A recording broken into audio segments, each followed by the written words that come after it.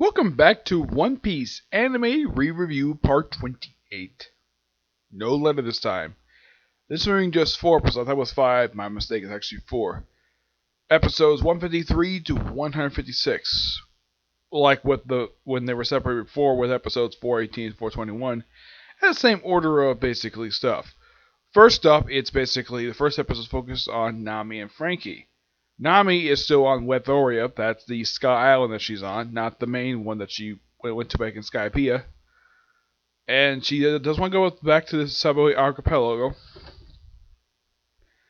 And she goes on a little bit of a excursion with the old man she's with, where they go and, water a whole country who was suffering from a drought. They offer some payment. Of course, the original price was too high, 100 million berries. And he said, okay, what about 100 berries? Like, okay, that's just dirt cheap. And he rains, and that's it. He's like, okay, like, we're going to take you back. Like, okay, can you teach me this stuff on the way there? Like, sure.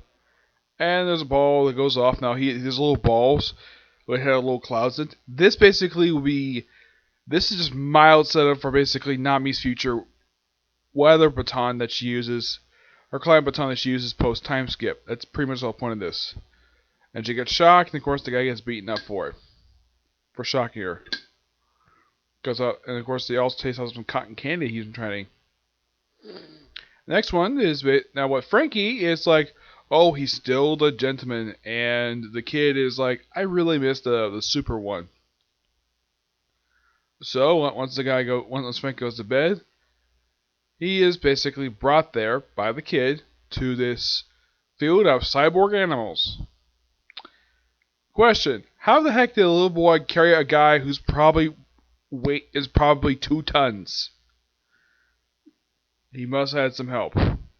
So Franky is like still doing the gentleman thing, and all of a sudden his teeth starts, let's say, steaming.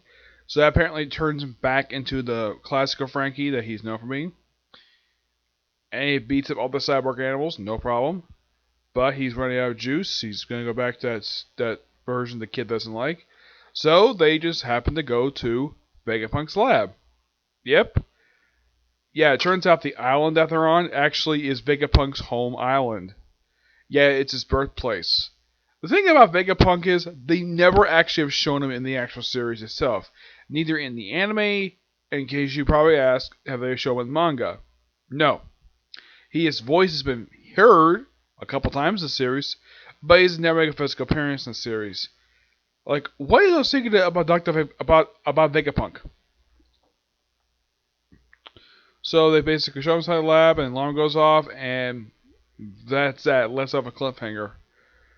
Next one is focused on Chopper and Sanji. Yep, Chopper and Sanji. Where Chopper is still on the island with giant birds. It looks like for him, like with Nami, some time had passed by. And he's just happened to take care of a bird. They show a flashback of how he found the bird. This big puffy bird. He just takes care of it. Fends off basically some humans trying to kill him. Reunites him with his mother. Of course, his mother kicks him for unknown reason. Yeah, they have a specific reason why the bird kicked him. And the thing ends with Chopper saying, I really want to get off this island. In the case of Sanji, still on the Kappa Kingdom, we get a little bit more exploration of this thing where he's still being chased like he was last time, and they meet up with the substitute queen of the place, Charlotte. That's really the guy's name, Charlotte. And apparently, okay, battle him and he'll get off the island. And he kind of becomes one of them. He doesn't. Yeah, this I thought was really stupid. Yeah, this is one thing I didn't. The whole thing with Sanji on this island, where he's basically forced upon the dress, is something I did not care for about the separation stuff. As in the case of Robin, this one was quite interesting. Yeah, it's like for some of the Straw Hats, they get a lot more screen time for their story than some others. Robin, apparently, they put her in jail cell. They apparently almost expose her chest because she's smoking hot. Because of course she is like, oh, if you're gonna seduce me, do a better job of it. And of course she gets beaten, thrown in a cell. And apparently her only piece of food is a piece of bread. The little girl she met last time, who really wants to see the outside world, is a hard worker, and of course the workers are complaining that they're falling behind schedule. And of course the guy in charge of the place that doesn't care about the workers, and the person who portrayed him last time gets a thing of chocolate instead of having potato skin soup. I would not want to eat this stuff. I hate potato skins. So she takes the chocolate to Robin, and just by sheer coincidence, when she arrives at the tower that Robin's that explosions start going off. Like, with some ruffians? No, the Revolutionary Army is here. And they break out the old man who's in the sewing cell, and he's like, once he's free, he's like, I'll be happy to join you, but bring her along too, because free her too. And I think Robin must bring the little girl with him because, well, they're close friends. I'm sure Robin really wants to bring her away from this place. And this no one ends a cliffhanger. Oh crap! Well, we have to follow up with this after the events of post-war. I'll get to what Luffy's up to during all this because he seems to begin every single one of these episodes, but he's just sitting on top of the gun mount like he normally is when he's on either the Sunny or the Going Merry, just sitting at the head because that's where he normally sits. The last one is focused on Zoro and Brook. Zoro first he gets back his swords and looking for them, and he just wanders around the island, comes across a similar castle, then he comes across another castle where he gets encountered with a bunch of monkeys. And these monkeys are here to tease something that will become later on when the owner of the island comes home. In the case of Brook, this one's quite interesting to say the least, where people think he's still Satan, and they have a thing for showing off their underwear, basically their boxers. All he wanted to see was the girl's panties. And we see that we have this long arm tribe that they've been fighting over, and there's like big curses.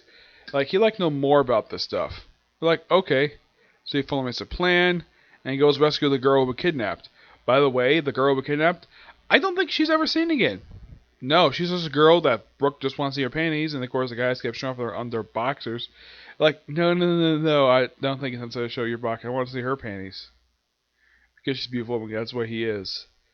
And he goes off to face off against the long-armed tribe, and that's it. That's all that happens. I'd say of all these, Sanji's is the least interesting of all these ones. Because he's on Island of Transvestites. Though it becomes a lot more interesting when what happens after post-war. Both this one and the one with Zoro, they become a lot more interesting once the rulers of the place come home. The other ones basically don't have the rulers basically like that. Nope. In the case of Brook, for him, that sets up his stuff that was showing what he was up to during time skip. So with all these, I'd say only Robin and Zoro, you got a chance to see what was central set up for them, basically for their, and of course Nami, stuff for her, what she was doing during the time skip. Chopper, not really. He just doing his normal thing. Oh yeah, and also Frankie as well. I would say the only one who probably get that much set up for them is just Sanji. Sanji and Chopper are the only ones who didn't have much set up basically what they're going to be up to during the time skip. But I would say the best ones of all these, in my opinion, is Frankie, Robin, and Brook. These three have very interesting stories for them because they're actually pretty strong as it is. So yeah, that's it for this particular review. Now, I still have one or a couple of reviews coming today. One, of course, being a review of the newest episode released for Fire Force. It was actually released last week. Plus, a review of the newest chapter of the manga on that. And I'm going to do more One Piece today. And that's it. Yep, that'll be it. Okay, see you next video. Bye.